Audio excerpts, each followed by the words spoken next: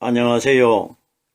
저는 성경 속에 감추어져 있는 하나님의 비밀의 말씀을 전하는 영마루입니다. 오늘은 신약 성경 요한복음 2장 14절 말씀을 시작하여 요한복음 2장 16절 말씀 속에 기록되어 있는 예수님께서 유월절이 가까워질 때에 예루살렘 성전을 깨끗하게 청결하게 정리하시는 사건입니다. 이 사건의 말씀을 영적인 원리로 말씀을 해석하여 보겠습니다. 그럼 2장 14절 본문 말씀을 열도록 하겠습니다. 성전 안에서 소와 양과 비둘기 파는 사람들과 돈 바꾸는 사람들의 앉은 것을 보시고, 이 내용의 말씀들은 오늘날 신앙생활을 웬만하게 하셨고 성경을 몇 번 읽은 사람들은 이 내용에 관하여 어느 정도 성경에 이런 사건이 기록되어 있다는 것은 대략적으로 다 알고 있는 아주 유명한 사건입니다. 그럼 우리 사람의 일반적인 생각으로 이 말씀을 해석을 하면은 하나님의 집이 되는 성전 안에서 유대인들이 유월절 명절에 큰 이익의 대목을 보기 위해서 하나님의 성전 안에서 장사를 했기 때문에 우리 예수님께서 분을 내셔가지고 그 안에 있는 짐승들과 돈 바꾸는 자들을 상을 엎으신 사건으로만 알고 있다는 것입니다. 자, 보세요. 예수님께서 이 땅에 오셔가지고 3년 6개월 동안 우리들에게 보여주신 것은 율법 시대를 보여주신 것이 아니고 바로 복음 시대, 오순절 성령이 이 땅에 임하시면은 일어날 일들을 미리 보여주신 그림자의 사건입니다. 우리들이 단순 원리로 알고 있는 하나님의 성전 안에서 소와 양, 비둘기, 동물들을 팔고 돈을 바꾸는 일이 일어났기 때문에 예수님이 그 성전을 깨끗하게 정리를 했다. 이런 원리는 결단코 아닙니다. 이런 내용 모르는 사람 누가 있겠습니까? 성경에 버젓하게 기록이 되어 있는데, 그럼 예수님은 바로 하나님이신데 하나님이 죄를 가진 우리 사람들 생각으로 이 말씀이 깨달아지게끔 기록되어 있겠습니까? 하나님은 우리 사람과는 완전히 다른 분이신데, 다르다는 것은 우리 사람은 죄를 가지고 있고 하나님은 죄가 하나도 없는 분입니다. 그럼 결론이 뭐냐? 죄를 가진 사람은 죄가 하나도 없는 하나님의 말씀이 바로 하나님이십니다. 하나님을 알 수가 없다는 것입니다. 왜? 죄가 가로막고 있기 때문에. 그러면은 이 말씀 속에는, 이 사건 속에는 우리들이 알고 있는 어떤 예루살렘에 있는 성전을 예수님께서 깨끗하게 청소하는 사건이 아니라는 것입니다. 정리하는 사건이 아니라는 것입니다. 말씀은 영적으로 다 기록되어 있기 때문에, 영적으로 기록되어 있다는 것은 하나님은 영이십니다. 그러면은 영이신 하나님 기준으로 이 말씀이 다 기록되어 있다는 것입니다. 성경 말씀은 바로 하나님이십니다. 요한복음 1장 1절에 이 말씀은 곧 하나님이시라, 말씀이 하나님이라고 기록되어 있기 때문에 여기에 요한복음 2장 14절 이후의 말씀도 하나님이 기준되어 가지고 기록되어 있다. 정말에서 예수 그리스도가 기준이 돼가지고 말씀이 기록되어 있다. 이 원리입니다. 자, 그러면은 여기에 요한복음 2장 14절에 기록되어 있는 이 말씀들을 우리 육신적인 생각으로 푸는 것이 아니라 영적으로 이 내용의 말씀을 한 단어 한 단어 풀어보겠습니다. 성전 안에서 하는데 우리들이 알고 있는 구약시대 때 유대인들이 지었던 헤롯 성전 안을 가리키는 것 아닙니다. 오늘날 이 땅에 살고 있는 우리들은 헤롯 성전을 볼 수도 없고 헤롯 성전이 지금 무너지고 없습니다. 그럼 하나님께서 오늘날 이 땅에 신앙생활을 하는 우리들에게 성경 말씀을 남겨주셨는데 무너지고 없는 헤롯 성전에 관하여 성경에 기록하셨겠습니까? 말씀은 오늘날 현재 이 땅에 살고 있는 우리들에게 기준되어 기록되어 있습니다. 자, 그러면은 여기에 성전 안에서 하는데 성전이 뭐냐? 건물적인 것을 기록한 것이 아니고 사람을 가리킵니다. 사람이 성전입니다. 오늘날 우리들이 살고 있는 이 시대에 어떤 사람을 하나님의 영적인 성전으로 비유하시느냐? 이 땅에서 성전이 되신 오순절날 이 땅에 임하신 성령께서 우리에게 가르쳐 주시고 깨닫게 해주시는 말씀을 가지고 있는 사람들을 하나님이 성전으로 비유하신 것입니다. 성전은 사람을 가리킵니다. 건물적인 성전과 우리들과는 아무 관계가 없습니다.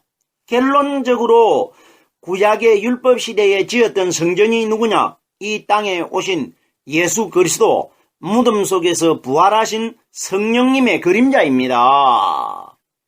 모세가 지은 성막이나 솔로몬이 지은 성전이나 헤롯이 지은 성전이나 다 이것은 오순절날 이 땅에 임하실 성령의 말씀을 미리 보여주신 것입니다. 이러기 때문에 여기에 성전 안이라는 것은 이 땅에서 오늘날 성령으로 말씀 깨닫고 있는 사람들을 성전이라고 합니다. 왜? 그 마음속에 성전이 되신 성령 그리스도의 말씀이 들어있기 때문에 사람이 상징적으로 영적인 성전이 되는 것입니다. 성전이신 하나님의 말씀이 사람의 마음속에 함께하고 있기 때문에 성전이신 그리스도께서 내 마음속에 들어오셨기 때문에 사람이 성전이 되는 겁니다. 고린도전서 3장 16절에 보면은 너희가 하나님의 성전인 것과 하나님의 성령이 너희 안에 거하시는 것을 알지 못하느냐? 정확하게 성령이 사람의 마음속에 정말해서 구체적으로 더 자세하게 설명을 드리면은 성령으로 깨달은 말씀을 가지고 있는 사람들이 하나님의 성전이라는 것입니다.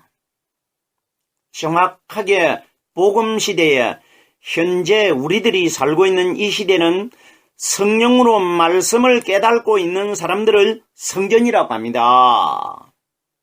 이런 원리로 깨달아야 이 말씀의 구절에 기록되어 있는 성전 안이 사람의 마음속이라 이걸 깨달을 수 있단 말입니다. 성전 안에서 하는데 그럼 성전은 성령으로 말씀 깨달은 사람이 성전인 것이고 안에서라는 것은 사람의 마음속에 성령 하나님이 말씀으로 들어오셔 있다. 이 원리입니다. 이걸 성전 안이라고 하는 겁니다. 결단코 이 원리가 우리가 알고 있는 건물적인 성전으로 깨달아버리면 이 말씀 속에서 무엇이 빠져버리느냐? 우리의 구원이 되는 예수님이 빠져버립니다. 정확하게 이 원리는 오순절날 임하실 성령과 함께하는 사람을 성전 안이라고 합니다. 성전은 사람의 마음을 가리키고 안이라는 것은 사람의 마음속을 가리킵니다. 자, 보세요. 누가복음 17장 21절 말씀에 보면은 바리새인들이 우리 예수님에게 찾아와가지고 예수님, 하나님의 나라가 언제 임합니까? 이걸 물었습니다. 이걸 물었을 때에 우리 예수님께서 바리새인들에게 어떤 대답을 해 주셨느냐? 하나님의 나라는 너희 안에 있느니라. 여기에 성전 안이 어디입니까? 사람의 마음 안에 하나님의 나라가 있다. 하나님의 나라가 바로 예수님 자신을 가리킵니다. 부활하신 그리스도가 이 땅에 오셔가지고 말씀으로 우리 사람의 마음속에 계실 것이라. 이분이 하나님의 나라고 이분이 하나님의 성전이라는 것입니다. 자, 그러면은 성전 안에서 하는데 요한복음 14장 17절 말씀해 보면은 진리의 성령이 오시면은 너희 속에 함께 계시겠습니다. 그럼 성령이 어떤 물체로 오셔가지고 사람의 마음속에 함께 계시는 것이 아니라 오순절날 이 땅에 임하실 성령께서 우리에게 가르쳐 주시고 깨닫게 해주시는 이 말씀이 우리 안에 함께 계시는 것이 성전이신 하나님이 들어오셨기 때문에 우리가 성전이 되는 겁니다. 2장 14절에 기록되어 있는 성전 안에서 하는 이 짤막한 구절이 성령으로 말씀 깨달은 사람의 마음속에서 말씀이신 하나님이 함께 하시는 것이 성전 안에서 이렇게 기록되어 있는 겁니다. 계속해서 다음 소절입니다. 소와 양과 비둘기 파는 사람들과, 자 보세요. 소와 양과 비둘기 파는 사람들과 구약에서 가장 이 땅에 오신 예수님을 대신하여 바쳐졌던 동물이 소와 양과 비둘기 세 가지입니다. 우리가 이 내용물 속에 엄청난 우리 예수님의 비유적인 사건이 이 속에 감춰져 있는 겁니다.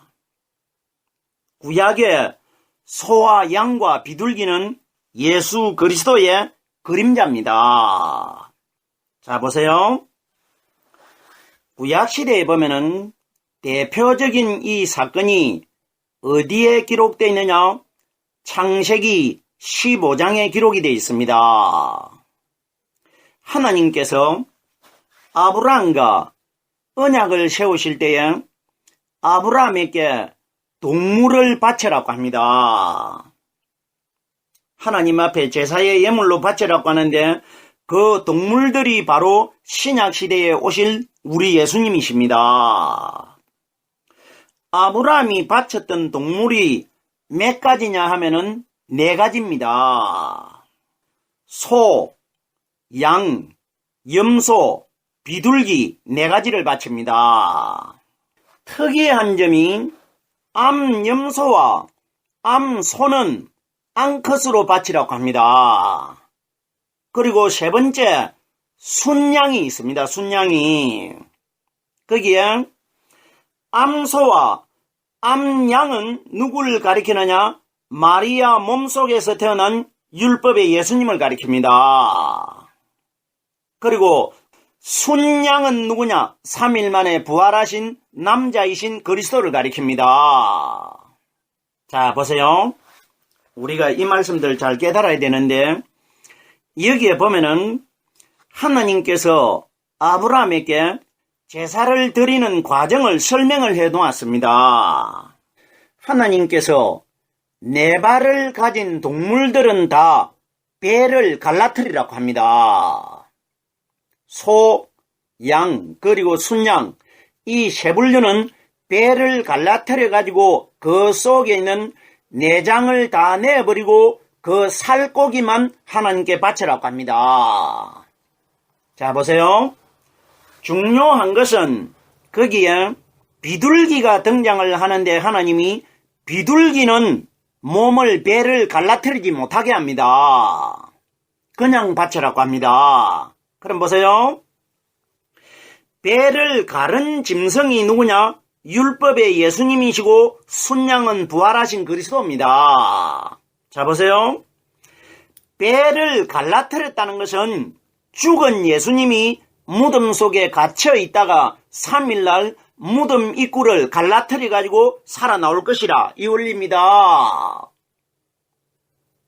세 가지의 네 발 달린 짐승이 기록되어 있다는 것은 네 숫자는 발이 4개라는 것은 동서남북 이 세상에 오신 사방에 오신 예수님 사람을 가리킵니다. 사람이신 예수님을 가리킨 것입니다. 그러면 이 세상에 오신 마리아 몸속에서 태어나신 율법의 예수님이 무덤 속에 장사가 되셔가지고 온 몸이 상처 두성이가 돼가지고 갈기갈기 찢어졌다가 무덤 입구를 갈라뜨리고 3일날 살아나올 것이라 이걸 보여주는 겁니다.